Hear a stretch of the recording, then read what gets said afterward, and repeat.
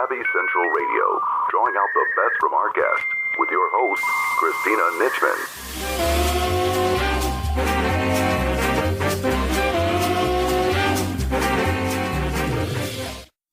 Everybody's home is a place for like-minded people who love their pets and want fashionable, quality home furnishings for them. Whether looking to add a little flair to your apartment or redesign a room in your home, everything in their collection is chosen for your pet's comfort and your style.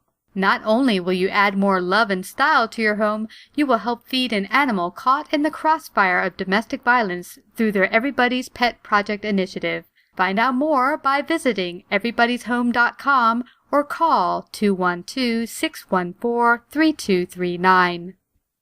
Welcome to Savvy Business Radio. This is your host, Christina Nitchman. Each week on Savvy, we support individuals and successful individuals in sharing their expertise, knowledge, tips, and stories with the world. Our first guest today is Lindsey Bell, discussing her new book, Unbeaten: How Biblical Heroes Rose Above Their Pain and You Can Too. We also discuss how sometimes just a shift in perspective can change your life. Find out more about Lindsey and her new book at lindseymbell.com. Our second guest is David Blake Chatfield, discussing his new book, Taking Control: Cracking the Code to Happiness. We discuss some of the ways people get in the way of their happiness and fulfillment. Find out more about David and his book at davidchatfieldentertainment.com. Hi, Lindsey. Welcome to Savvy Business Radio. How are you? I'm wonderful. Thank you so much for having me. I'm so blessed and grateful to have you out here today. I think I told you before the interview that an interesting thing happened. My mom passed away about a month ago, and in 1 week's time before her passing, 5 Christian authors reached out to me and said, hey, I have a book. I'd like to come on and share about it. And I thought, wow, isn't that something? I think God is trying to tell us something here. Yes, and that there's an important message maybe for everyone to be hearing in our audience, regardless if you're Christian or not. But you've written a wonderful devotional called Unbeaten: How Biblical Heroes Rose Above Their Pain, and You Can Too. And so that was great to also be able to read that. We as women and as just people will have difficult times in our life, and it will feel like God is not there. And I read that in your book quite a few times, that there will be times in your life where you feel God is not there, but those are just times where He's preparing you for something even greater. Share with our audience a little bit about what led you to write this wonderful book. Sure. Yeah, about 5 years ago, my husband and I, we had one biological child, and we were trying to, for a second, and we got pregnant right away, and we're very excited. My son, he was two at the time, and he was thrilled and couldn't wait to meet his little brother or his little sister. Mm-hmm. And we went in for just a normal ultrasound appointment, and everything looked great. And we saw that pitter patter on the ultrasound screen, and everything looked wonderful. The heartbeat was strong. And so we went public with our news and made it Facebook official and told everyone. And then about 4 weeks later, we went in for another just regular ultrasound. And that ultrasound screen was still, we had a miscarriage. Mm. And that was our first one. And then 3 months later, it was actually on New Year's Day, we found out we were expecting again, but then not even 4 hours into that first day of the year, we miscarried a second time. And then 6 months after that, we miscarried a third time. And then a year after that, we miscarried a fourth time. So basically I had 4 miscarriages in about a 2.5-year span. Wow. And that just kind of rocked my faith. I grew up as a Christian. I went to Bible college. I kind of always knew that God was with me. But then when life started happening, I started questioning everything that I thought I knew about God. And so I just kind of dug into the Bible for myself because I needed to find some answers for myself. And as I was doing that, I realized, there are probably a lot of other people who have gone through maybe totally different circumstances, but have maybe felt similar to how I felt, and just questioning, how can God allow this difficult thing into my life and still be good at the same time? Is it possible for the God who promises that He will never leave me, never forsake me? Is it possible that He can be those things, but then also still allow these difficult things into our lives? And so that's kind of where I started. It was from my own personal experience and my own struggles.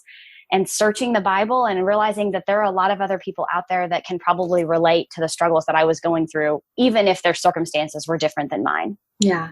And I'm guessing a good portion of people listening in, because our audience is 70% women. So my guess is a lot of them can relate to the experiences even you had. And the ones that can't, like myself with my mom, it was difficult. But see, the difficult thing about my mom and I is that she never really expressed where she was for a number of years. She felt like she wasn't okay with God, like she wasn't good enough. So my concern when she went into a coma is that will she accept the light of God and walk into heaven, or feel like I'm not good enough?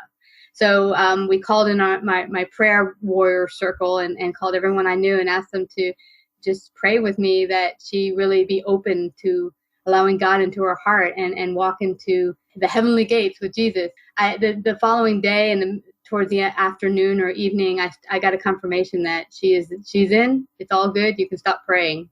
Oh, that's wonderful. Yeah. Yeah, I think there was actually one entire section. The devotional is divided up into 10 weeks, and each week kind of focuses on a specific topic. So when God seems late is one of the weeks. But then there's one week that when you only have yourself to blame. So that entire week, we're kind of focusing on biblical figures who messed up pretty big, or maybe it sounds like maybe like your mom, like she felt like she wasn't good enough. And so I kind of dove into that topic and where is God when we have messed up, or where is God when we feel like we're not good enough to follow after him in all of that. And he shows up and he loves us and he's so full of grace. And I think sometimes we are harder on ourselves and don't accept his grace. Yes. When he wants us to live in freedom and to accept the forgiveness that he has given us. Absolutely. And for me, the not good enough, I'm not worthy has come up so much in my life. And I still struggle with it from, day to day here and there, where and it's not even huge mistakes. It's not like I went out and murdered a bunch of people or something like that, or committed, super huge offenses. It's just that I think a good portion of the society grows up with the I'm not good enough, I'm not worthy enough type of thing. And it really plays out on how sometimes we can push God away when he hasn't really left us, but we're pushing him away because we feel we're not good enough. Yeah. And especially as women, we are so hard on ourselves and we just continue to just beat ourselves up. And I think God a lot of times is standing there saying, I've already forgiven you. You're worthy. You're beautiful. Trust me. Just accept that and live in freedom and live in the grace that I've provided through Jesus. Absolutely. And I think the one lesson I got is that it's the truth, to forgive yourself. And I think, like you were mentioning, the thing that stops us sometimes from experiencing God's grace is the forgiveness of ourselves, our own sins, to forgive ourselves for whatever trespasses we've done, because we're not perfect. We're going to make mistakes in life and hurt people that we don't need to hurt, but just acknowledge it and forgive yourself. Yeah. I think because, Jesus' death on the cross is big enough to forgive that stuff. So I think when we are constantly saying and telling ourselves that we're not good enough, we're actually kind of second guessing his death on the cross. And is that big enough? We're almost saying like our sins or the things that we have done wrong, that those are too big for God to forgive. And they're not. He loves us enough, and Jesus' sacrifice is big enough to cover all of our sins. Yeah. And about the I'm not good enough to be accepted for what he went through, what Jesus went through and died for us for, is silly, because God did it for a reason. He did it because he loved us so much that he wants us to be with him. He doesn't want us separate from him. So absolutely. Yeah, absolutely. And so also when you were mentioning before how sometimes our darkest hour can feel like God's not there. And I myself have had different situations like that from, my little brother at 3 years old had a burst appendicitis. He was in the hospital a full month. Oh, wow. Yeah. Poor guy. Oh, the poor guy. He was such a trooper, the poor guy. He gotten to the point where it was so hard on him and they were giving him needles all the time. And he used to scream, no more needles, poor guy. It was really tough on him. And we didn't think he'd make it. A collapsed lung, a pneumonia after that, and just hooked up to a million machines. And we thought our little brother here, and and my mom's son was not going to make it. And it was really hard on us. And you feel like at times like that, why would God let my child go through this? If your child's going through sickness, cancer, why? So, because you've written a lot of different topics from that perspective, what have you discovered about, the pains that people go through? Why do you think that we're given these challenges? Yeah, I think there's a variety of reasons that sometimes God allows these difficult things into our lives. I think sometimes he allows them because he knows something that we don't know in the future. In my particular situation, after our third miscarriage, we were approached by a birth mother who had chosen adoption for her child, and he was actually due in 2 months. And she asked us directly because of our miscarriages and how much she knew we wanted a baby, if we would be willing to adopt her child. So in the midst of our miscarriages, I was assuming that God was no longer listening to my prayers and that he didn't care anymore, when in fact he was working in the heart of a young girl and preparing her to choose adoption and preparing her to talk to us about it. So I think sometimes he allows it because he knows something that we don't know. Other times I think he might allow it because he knows it's going to make us into better people. Sometimes I think maybe there's not a reason. I don't know. I mean, I think sometimes life is hard. And I think we always are looking for this reason when maybe we just need to trust that he's there with us, walking with us through this difficult time, and that he doesn't like it either, and that he's weeping with us. And maybe instead of asking why, one thing that he really taught me was to stop asking why. And start asking what now? Okay, now that this has happened, what do you want me to do now? How can I live my life now? How can I move forward after this really difficult thing that I have gone through? Wow, that is really telling. That is a really good question. Sometimes it's a matter of just changing the perspective and the question that you ask God. Yeah. You keep asking why. Well, right now in the mind of God, things are too huge. Like I used to say to my boyfriend, that, in God's eye, everything is huge. He can see the whole universe, the past, present, and future all at once because he's omnipresent. But we are like a little ant looking through the whole universe. How could we possibly get a whole picture of everything when we just can't from our perspective? But just to have faith. Now, with that said, how important is having faith regardless of whatever you can see on the outside play in the circumstances and getting through difficult situations? To me, that was key because I just felt so alone and like nobody really understood. I mean, I have a wonderful support system, but no one had really gone through those things that I had gone through. And when I was so focused in on my problem and my pain and everything that was hurting me, I just felt very, very alone. So knowing, once I started really digging into the Word of God and realizing that God is still with us even when it feels like he's not. Once I finally recognized that and started letting that truth sink in and choosing to believe it, even though my feelings might have told me otherwise, it was huge. That was kind of like a turning point for me that I realized, this really stinks. This is really, really hard. But God's word tells me that he still loves me, that he's still with me. So I'm going to make a choice to believe that, even though my feelings might tell me something else. Because I have learned that feelings aren't always accurate. Sometimes they're just wrong. Yeah. Now, here's something that I'm picking up from you. Is it perhaps our perspective on a certain situation that is causing us not to feel the presence of God? That, I know for myself, there'll be times where things were really hard and I'm like, well, where are you? But then looking back at it, I could see his hand working, as you said, in the background. We're making things, manifesting them in a way that I couldn't be aware of at that moment. So is it generally like you asking a different question instead of why, what now? Is it really just a change in perspective so that we could again feel his presence?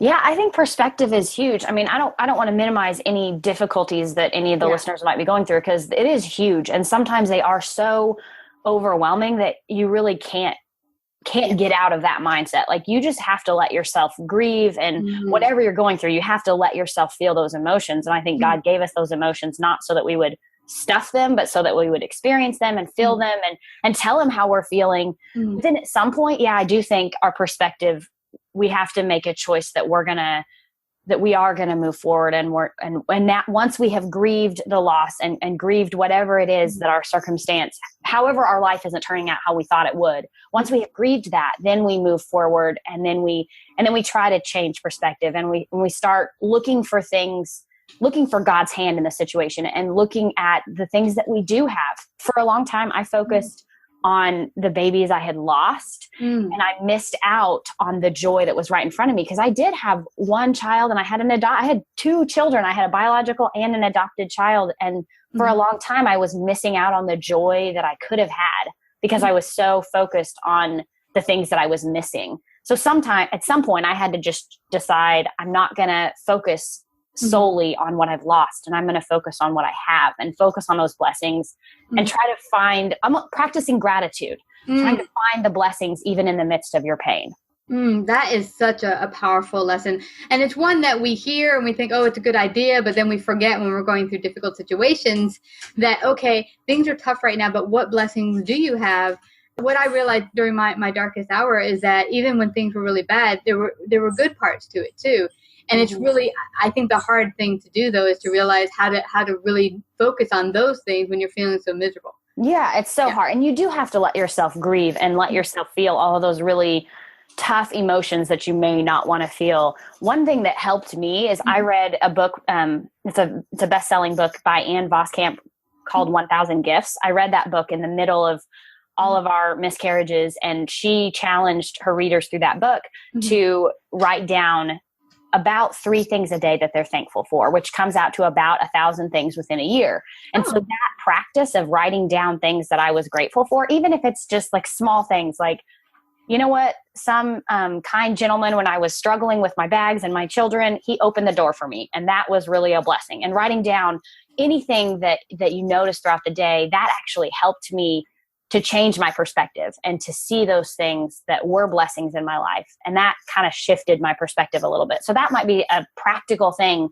that someone listening could do if they're really struggling, is just start looking for 3 things a day, give or take, some days more, some days less, but look for things each and every day that you can be thankful for, and maybe even write them down in a journal and try to get to 1,000 things and just see how that might help you. Because it changes your perspective from looking at the negative to looking for the positive.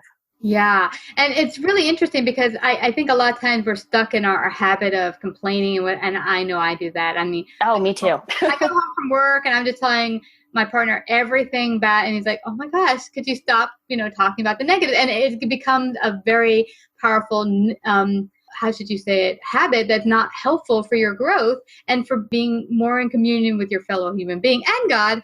Really focusing on that and just picking up a new habit. It seems like daunting, a whole year of writing 3 things down. But really, if you think about it, if you text them into your phone every day, 3 things, how long does it take to text 3 sentences? It shouldn't take that long. And on your way to maybe waiting at the doctor's office or in the train while you're, whatever. Sure. Yeah. I just carry around a little notebook with me. And then when my 7-year-old brings me, it's actually probably a weed, but he thinks it's a flower. When he brings me one of those, I just write down, my 7-year-old brought me a flower today. Something short. I mean, it just takes a couple seconds, and it's actually been really fun. I'm doing it for the 2nd year this time, and looking back at last year's things and reading over some of the very small blessings of my life is actually a really fun thing to do. And I'm not much of a journaler. So it's kind of my form of a journal, just these little short snippets of things that are good in my life. And what's amazing about it is that I used to focus on the huge blessings and tell people, oh, look what God did for me here. And it was something really huge in my life.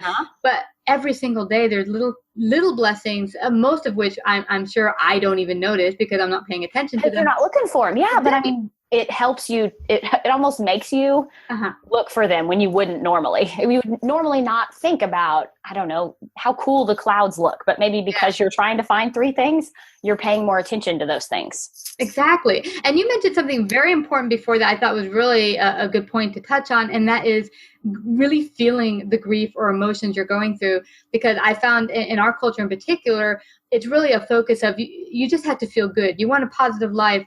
Just make sure to be positive and feel good all the time. And I had a problem with that message because I'm thinking, like you said, we were given emotion for a reason and we were meant to feel them for a reason. Even anger, which, people try to say you should never feel anger. It's not a nice thing to do, especially as a woman. You should keep it inside. And what does that do when you keep anger inside, which I know I've done in the past a lot, keep it bottled up inside of me? It probably comes out as disease and cancer and heart disease. We were meant to actually express these emotions. Sure. Yeah. I mean, and there's a healthy way to express them, but absolutely. After my first miscarriage, anger was my emotion that I stuffed. I didn't allow myself to feel any anger towards God, towards myself, I just stuffed it. I didn't want to feel that way. Mm-hmm. I was a Christian, so I felt like, oh, I can't be mad at God. That would be wrong. Yeah. But when I was finally digging into the Bible, I saw lots of instances when people that were like David, who is called a man after God's own heart, he felt pretty angry with God and he expressed that anger. And I think that's how we work through it. We have to let ourselves feel those things, and then he will bring us to a place where we can say, okay, we've worked through this. We've butted heads for a while, but now our relationship is deeper. It's almost like in a marriage relationship, where you maybe butt heads with your spouse, but then you work it out and you've expressed your emotions, and then your relationship is deeper and stronger. And it's the same way when we're angry with God. We got to be honest with him, and then he'll help us work through those emotions. Yeah, because you can't work through it if you don't go through it. If you hide it inside, you're not walking through it. It's kind of like fear. For years, I had so much fear. When I met my now beautiful partner, we were writing letters for 4 months. That's how we kind of started our courtship. Oh, that's so sweet. So he said back to me, and towards one of our ending letters before we just met, he said to me, do you realize how much you say the word fear, scared, frightened, afraid in every letter? Everything in your life is fearful to you. And I don't know if you realize that. And when I started looking back at the letters, I was like, wow, I'm scared of everything. I had no idea, because I kept it inside. I looked confident, but I was scared of everything. So there was a couple of things in particular that I was most frightful of more than anything else. One was intimate relationship, really having a deep, committed relationship. So that is scary. Yeah, it is. It's a scary thing. You don't know if you're going to be rejected, right? Whatever. And so I made for one, during that last 4 months, the fourth month we were writing letters, I felt in God, in prayer, that God told me, this is going to be your future husband. And then I shared that a little too early with my with Brian. He was scared him a little bit. But, that year, I made a promise to God that I was going to go through my fear. One, intimate relationships. I was going to go forward with this relationship with my partner, Brian. And number two, that I was going to actually start flying lessons. I was scared to death of flying. One of the things physically that scared me to death. So I went and took flying lessons. It was one of the scariest things I've ever done in my life. And I've conquered it. Now my partner, believe it or not, when I met Brian, he's a pilot. So now we've taken a whole bunch of vacations in the teeny 4-seater airplane, and I've done like 3. Oh, how fun! A friend of mine actually just got his pilot's license, and I think that that's just cool. It is. It's so cool. But who would have thought? Look back at me 10 years ago when we met, and I'm scared to death of relationships, of trusting another human being. I'm scared to death of getting in an airplane. Now I've started my own business. I have a wonderful partner, I have a wonderful job. I mean, but it wouldn't have happened had I not opened up myself and gone through the fear. And let yourself feel the fear and work through it. Yeah. That's such a great example. Absolutely. Yeah. So now that you've written this book and you now have share with the audience what happened after the miscarriages, because God blessed you and you had another wonderful child come into your life. Yeah. So we had my biological child. He's 7 now. When he was 2, like I said, we went through those miscarriages, and we had 3 back-to-back miscarriages. And then after that third miscarriage, I was still kind of in the midst of, honestly, I think looking back now, I had probably sunk into a little bit of depression. And late one evening, I got a phone call from my mom, and she wanted to Skype with us. And that kind of freaked me out, because I'm thinking, okay, like, did someone die? Did my dad lose his job? Like, what in the world is going on? But it turns out that someone had contacted her and asked her to contact us, and if we would be willing to consider adopting a baby that was in September. He was due in November. And so we kind of jumped in full feet first, and we were, like you said, we were very, very afraid that something would happen and that this one wouldn't work out. But God was there in the midst of it, and his hand was just evident throughout that entire thing. And in November, I got to be there when he was born. I got to cut the umbilical cord, and then the adoption was finalized. And we have since, we've had another miscarriage since then. I kind of, for a long time, because I was asking why, I thought that our adopted child was why God allowed our miscarriages, because he had this adopted child that was meant for our home. And that's kind of, but then we miscarried again. And so I kind of, that was going, okay, well, maybe that's why you shouldn't ask why, because you just don't know sometimes. Yeah. But so we lost another child when the adopted baby was 1. And honestly, that 4th one was really hard too, because I kind of thought that God was going to fix it. And for us, honestly, he hasn't.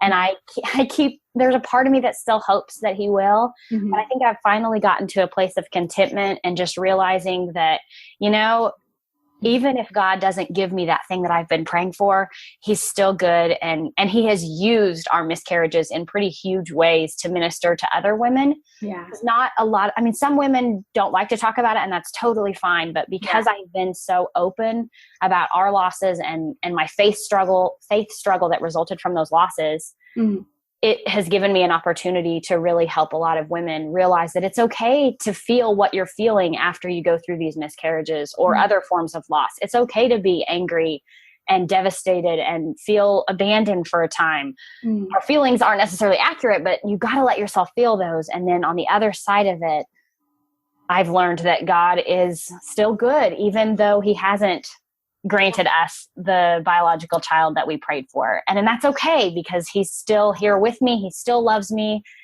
And I do have 2 huge blessings, 2 beautiful boys that are wonderful and keep me on my toes all the time and very, very ornery.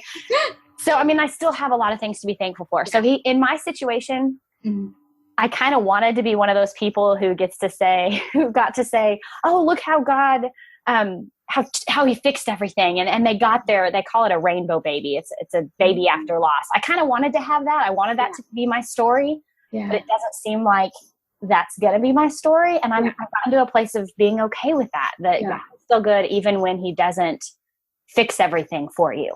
Yeah. And that's interesting, because I've gone through turmoil and it's in my life, and as everyone else has with their own struggles and difficulties. But to realize, why is this not being fixed? Is there a reason for it? Sometimes I think that it's really that you're being set for a stage. And this is what that minister I told you about before our call said, that when he had things not work out for him the way he wanted, he thought his life was over. But it was like, my life now has turned out to come out to a way I could have never even imagined, so much greater. And he said in the interview with me, just have faith in God and just know that the grander picture he had laid out, or the life he had laid out for you, is more grander and amazing than you could ever imagine for yourself. It's just trusting when things don't seem that amazing, that they're going to be amazing if you let go and let God. Yeah, and that God can redeem it, and he can bring something really beautiful from even the most devastating of circumstances. Yeah. He's perfectly capable of doing that, even though we can't necessarily always see it. It's kind of like we're driving in a car and he's flying in an airplane above us, and he sees like what's up ahead on the road. We can't see that yet. Yeah. But he can, and he knows that he's going to bring about something really beautiful from whatever pain we're going through right now, if we will allow him to. Yes. Oh, this is so amazing. And I know it's going to touch so many mothers out there and people who might be going through their own struggles, because I'm sure there's many other mothers who might be going a similar struggle that you went through, along with maybe many other struggles in their life. And I know that this interview, that you're sharing your background and what's happened for you, will really help people out there. But let everyone know where they can find out, where they can get your book, Unbeaten, and also find out more about you. Yeah, sure. I have a website. It's Lindsey, LINDSEYM, Bell, LindseyMBell.com. So you can find out all sorts of information about me. As far as Unbeaten, it actually released this past week. So that's perfect that our interview fell right now. So it's available on Amazon, and most places books are sold. So you just search for Lindsey Bell, Unbeaten. Fabulous. Is there any other books in the horizon that you feel coming up, or? At this point, I'm just kind of launching this book. I do have, I have a devotional for moms called Searching for Sanity. That's also, they can find out more information about that on my website or on Amazon as well.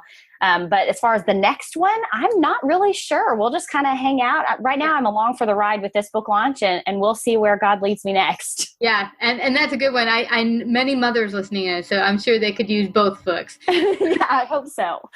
Well, Lindsey, I want to thank you again. It's been such a blessing having you out here today on Savvy, sharing your gifts and wisdom. Thank you for coming. Thank you so much for having me. It's been a pleasure. Now here's our interview with best-selling author David Blake Chatfield on his book, Taking Control, Cracking the Code to Happiness. Hi, David. Welcome to Savvy Business Radio. How are you this evening? Great. How are you? I'm doing fabulous, and I'm happy to have you out here talking about your new book, Taking Control, Cracking the Code to Happiness. A very important topic that I know everyone wants to get up on top of. So before we go there, share with our audience a little bit about your background. What brought you to creating your book? What prompted me to write it is not really, it doesn't really have anything to do with my background, but I'll tell you what prompted me to write it. When my daughter, my oldest daughter, went off to college, she was born and raised in sunny Southern California and was used to going to the beach and the sunshine and all that.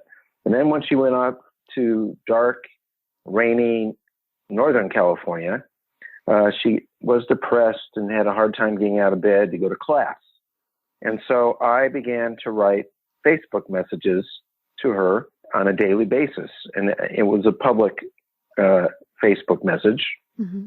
And they were positive messages trying to make her feel good about herself and to, get undepressed and go out and do her thing. Mm-hmm. And so I did that for an entire year. And when she came home from school in summer, I stopped. Mm-hmm. And then all of my friends said to me, "Hey, why did you stop? We've been reading these and we need them. That's how we're getting out of bed." And so I said, well, then I'll just write a book. Mm-hmm. And so I took all my life experience and the things that I had posted and put them all together along with some quotes of people that I respected and that kind of ran my life and put together the book. Wow, that's really cool. It's amazing how small acts in our lives that seem insignificant maybe, or just something I'm doing to help a friend, you wouldn't think that, or your daughter in your case, would turn out to be something that would be life-changing and turn into a whole bunch of amazing things along the way that touch so many other lives. That's true. Yes. You just never know. Yeah. And what I liked and what I caught early on in your book is you mentioned integrity, that in the industry you're working in, a law firm, right? Correct? You were a lawyer? Yes. I'm a lawyer in the entertainment business, and I've also been an elected public official. So you need integrity in those situations because those are three professions that people doubt that the people in them have any integrity. Yeah. In fact, I've often heard people say about lawyers that they're equivalent to someone called a liar, and that's pretty darn sad. So when you had mentioned that in your book, I said, and you had gone further to say that this is not just running amok in the legal industry, but all over in your life. And I, reading your book, started to look through my own life and say, where have I seen this come up? And honestly, I've noticed it comes up for even me. I had to look at myself and say, where have I not kind of lived in integrity? Share what you've learned about why it's so important to do what you say you're going to do and really hold up an integrity in your life. Well, if you become a person of integrity, and what that means is that you keep your agreements with people. Mm-hmm. And if you say, for example, I'm going to meet you tomorrow for lunch, you actually show up tomorrow for lunch, even if something better comes up. Mm-hmm. And if something better comes up, you tell that person who makes that offer, well, I've already got an appointment tomorrow. We'll have to schedule a meeting with you at some other time. Yeah. Then people start to get a feeling for you as being a trustworthy person and a person that can be dependent upon. And that's like just the foundation of your relationships with everyone, where you have to build trust and confidence in yourself and others. And it seems like the technology today makes it very easy for people to not have integrity.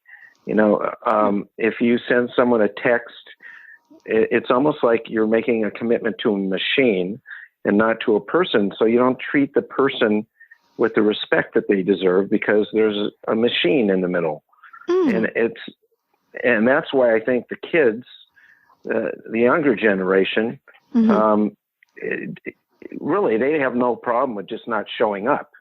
And they don't even call and give an excuse. But for those of us who have a little bit of integrity, but not completely have integrity, we make up lies, and then we have to spend a lot of energy covering up the lies, and remembering what we said, and it's so much work. And then, but our friends, they always know the truth. You know, our friends know us better than we know ourselves generally, and we think we're hiding things from them, but we're really just fooling ourselves. Wow. This is interesting, David, because I never thought of the aspect of how technology plays a part in all of this, because we have a mutual friend in my coworker sphere years ago who would always make up these fantastic, huge stories, and I told you about her.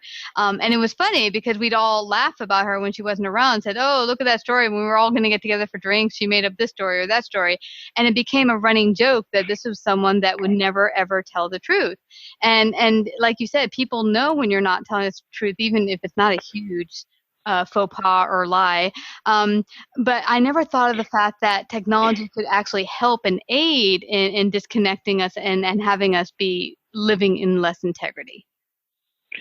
Yes, it's really strange. I think it was comedian Craig Ferguson who talked about sending text messages. How if you dictate it to your phone types it up, and then you hit send, and the other person can pick it up, and instead of reading it, they hit speak, and it speaks to them. And Craig says, that's an awful lot of work for just making a phone call, because that's all you've done. You've just made a phone call, but you've thrown in technology in the middle to totally screw it up, because that way Siri and everyone else can get all the words wrong, and the person on the other end, they don't understand what you're saying. If there's any sarcasm involved, you're totally lost. And it really is confusing and disconnecting. Because when my kids were younger and they started with instant messaging, they used to get really upset, and they would cry after they messaged with somebody. And when the other person was really intending to say something different to them, maybe they were joking, you can't tell in a text. And so when you get in a face-to-face situation with someone, you can see them, you can feel them, you understand what they're trying to express to you. And if you have become a trustworthy person in their mind, then if they ask you a question and they're relying on you for a truthful answer, they'll actually believe you. And it's really bad, like you said, if you have a friend that you can never believe, because that just makes life way more difficult. Yeah, for everyone involved. And wow, this is really something, because I know some of my friends, and some of them, like most of my friends, are Gen Xers, so they're my age, or in their 40s, or maybe even 50s, and some of them have become quite enamored with texting, and some of them have even told me, don't ever call me on a phone, I don't ever want to talk to you, I'm too busy, just text me. Where is this super busyness coming from? Because, I mean, do you think technology has kind of helped create more busyness? Well, what's interesting is that technology was supposed to make it easier for us to live. But instead, what it's done is it's made us on call 24 hours a day. You know, somebody wants your attention, they send you a text message, and your phone dings. And my assistant is always yelling at me because I'm always distracted by the ding in the text. And, you know, that's before, you know, they would just leave a message on the phone, and you would pick it up when you were ready. There are even books about how people should handle phone calls. Decades ago, there was a book called Dress for Success. Because if you want to be a successful executive, set up a couple hours in a day when you'll return phone calls and take messages the rest of the time so you can do your work. And people need to learn to do that with their technology. They need to know when to turn it off and when to turn it on. And people need to understand that if you're not replying to a text message right away, it's not because you're angry at them or you don't like what they had to say, which is what they assume. It's because you're a busy person. Yeah. And you're trying to get your work done. But nobody seems to understand that at the moment. Yeah. I can't tell you how many times I get a message from somebody, and if I don't respond right away, they're upset. Mm-hmm. I mean, it's not like, they're the president of the United States and I have to respond immediately. There's no real reason to do that. It's not an emergency. Mm-hmm. It's not a life and death situation where if you don't reply, things stop moving and people die or something. Well, what's interesting is that the people who are sending texts, they think that everything they're sending is a life and death situation. And if you don't respond, that it's life and death. I mean, that's what we're getting to. We're getting to the point where texts are becoming emergency 911 calls. Wow. And now, it's ridiculous. This is really, really interesting to me because I've worked with a number of consultants. I have a financial consulting business. And one of the things I've come across, and I thought it was just the particular couple of places I was dealing with, were people who were like, every single thing we deal with, any situation, is a 911. And whether I come in and all the paperwork and everything disorganized in the office, that's a 911. And as opposed to they need to get an order out to Afghanistan for a big meeting, and it has the same amount of precedence. And I'm thinking, no. This will cost you $500,000. Putting the paperwork away will not. And so, that is just fascinating that the texting technology has kind of created that urgency in everything. Why is that, though? I mean, why should just sending a text create an emergency kind of feeling and everything? Because people have lost touch with the fact that when they're texting with someone, they're not talking to them. They think that they're talking to someone face to face when they're texting. Because they're so used to sitting in a restaurant next to them, texting to them.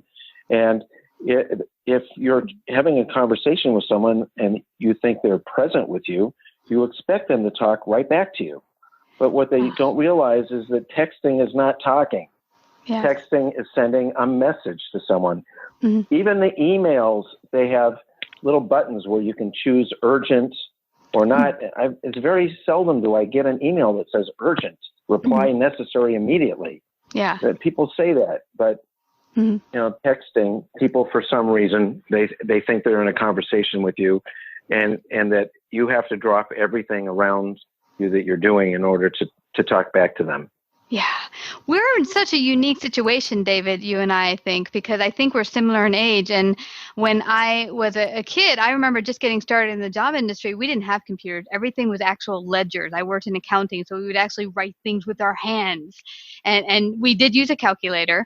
In my grandma's time as an accountant, she actually would do it in her head. But we would use a calculator. But other than that, everything was by hand, ledgers and such, and phones. And the phone would be ringing, ring all day long, and we didn't have emails. We would actually send letters to people and business letters and expect a response. And so really it's really transformed the way we are living today. Do you see any positives to this in ways in which people can use technology that can enhance their lives and not really hurt it as much as it seems to in a lot of cases? Well, I think there's a great deal of positives to technology in that you can communicate with people across the world as if they were in the same room as you. And the main problem, again, is that you can't overuse that because you have to realize, and I think it's the recipient's fault some of the time because they should set their phone so that it doesn't ding every time a message comes in the middle of the night while they're sleeping. Because if you're sending an email or a text to someone in London, for example, they're 8 hours ahead from Los Angeles, or if you're in Russia, you're 10 hours ahead, and it really becomes, bothersome to someone else. So you have to, even though the technology is available, you have to be mindful of the party that you're sending things to. And even here in the United States, if I send something at 10 o'clock here on the West Coast, it's already 1 o'clock in the morning on the East Coast. And it's not appropriate to send a text message to someone at 1 o'clock in the morning unless you guys have an express agreement to do that. Yeah. Yeah. And that's maybe something else that's being lost is a general consideration of people. Even, I made the mistake once or twice not realizing I'm calling California or vice versa, and realizing I'm calling at 6 a.m. instead of 9 a.m. So I have to be careful about that. But I think the general consideration for your fellow human being sometimes gets lost using these technologies.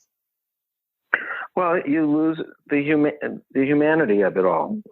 You think you're just dealing with an inanimate object, your phone or your computer, but you're dealing with people who are on the other end, and you've just been kind of disconnected from humanity. Yeah. Well, this is great. Now, this is going to lead us into a very important part of our conversation, and that is how do we reconnect as humans again? How do we use our technology in a way that's great, but also reconnect and become present with each other and really live life to the fullest? How do we start to do that? Well, like I said before, you kind of have to make an arrangement whereby you have times when you're going to use technology, when you're not. For example, I have a rule that if I'm sitting down with a group of people at a social occasion, I'll put away my phone and I won't look at it the entire time. And whoever's texting me or sending me an email or calling me will have to just deal with voicemail or somebody getting back to them later. And that way, you stay connected and present with the people that you're with. Yeah. And there's so many families that you will see at a restaurant where everyone at the table's on their phone. They're sitting there, and dinner used to be the time when everyone in the family would get together and talk about their day and get caught up, and you would feel closer to each other. Instead, they're texting, and they may not even, sometimes they're texting to people in their own family at the same table. That's just ridiculous. So you just have to make some rules, and you have to become aware. A lot of problems in life are caused by just being unaware. You're not paying attention. A friend of mine, one of my clients, he's a singer-songwriter. He wrote a song about a guy who was texting, and the love of his life that he was meant to meet walked by him, and he never noticed her. Wow. And that, I'm sure, happens all the time. Because you notice you walk down the street, there are people, their heads are down, they're looking at their phones, they're running into things, they're going to the wrong street. People in cars are crashing into each other. I mean, really, it really is nuts. There should be rules where, but that's got to be the people themselves have to make the rules, and it has to be acceptable to your friends. And so it's like a brand new line of communication. Let's make some rules, social rules for texting. Maybe that's a new thing we should come up with. Yeah. They used to have that for manners at the dinner table. So why don't we have rules for texting? We'll have to get, some new person, like one of the Kardashians will have to make the rules, or else no one will pay attention to them. Well, it's interesting because I've had a number of friends who will do just what you were mentioning before. And they won't put away their text; they'll actually leave it out. But what I'm saying is they'll go to dinner and they'll have their texter out, and they'll feel the need to check it a million times. And one of my friends says, well, but it might be so-and-so, and it might be important.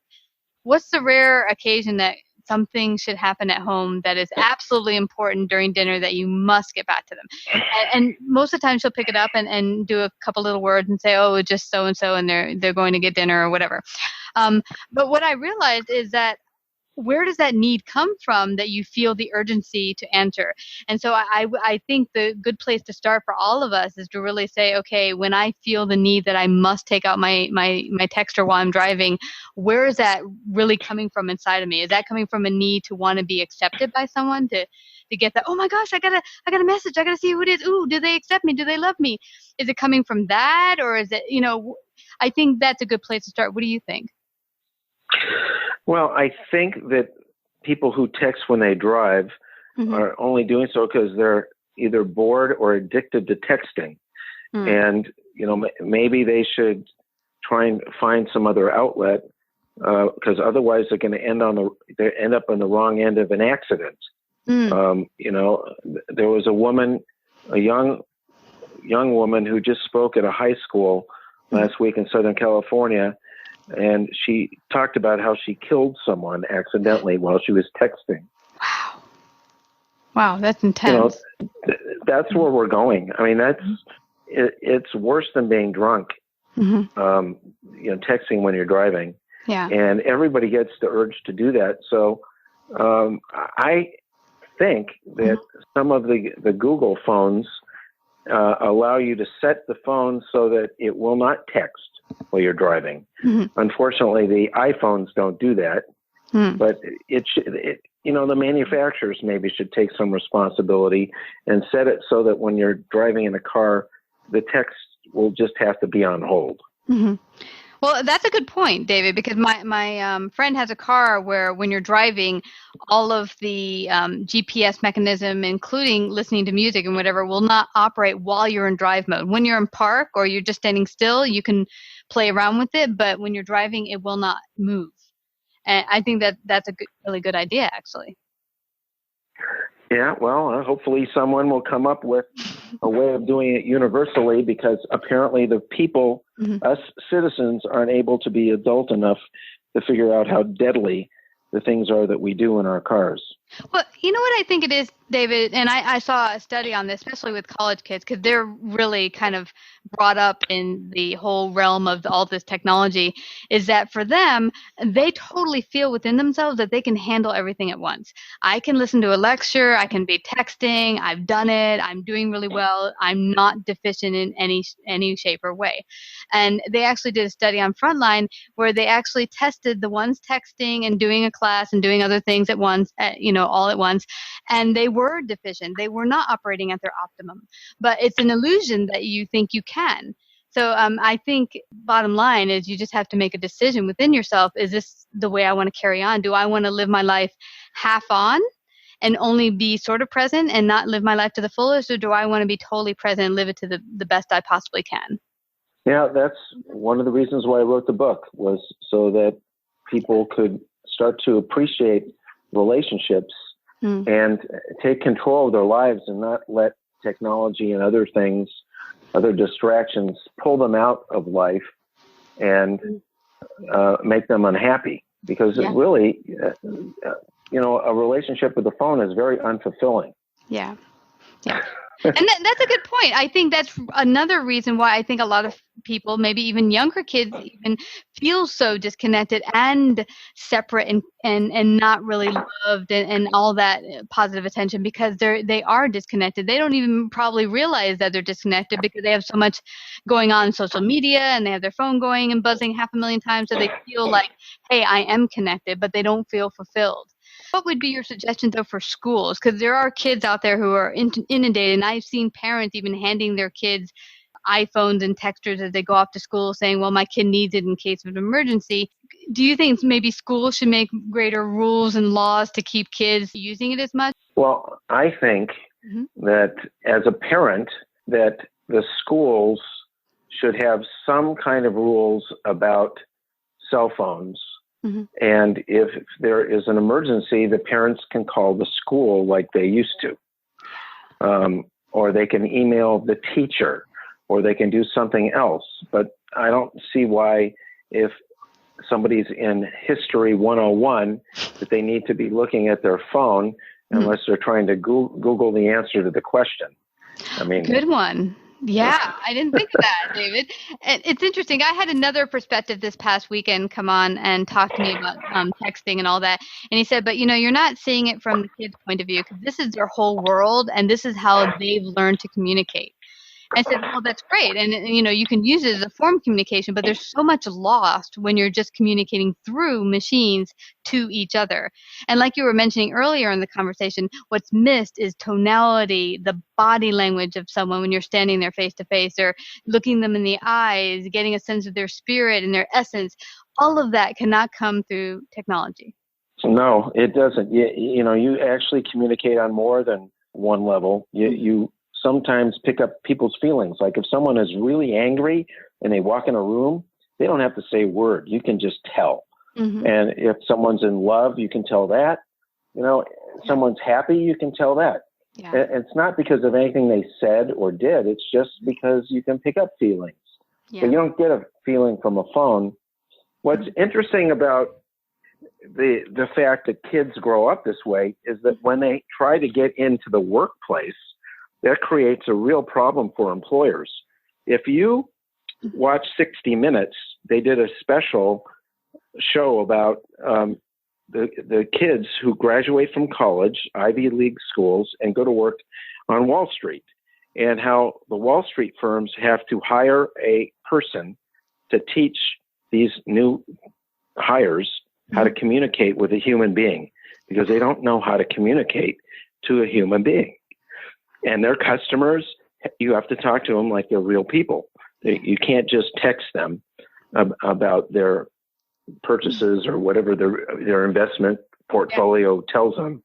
Mm-hmm. If people want to have trust and confidence in you, and they're not going to unless you can communicate with them, mm-hmm. and that you are a person of integrity. So we're back to the basics again. Mm-hmm.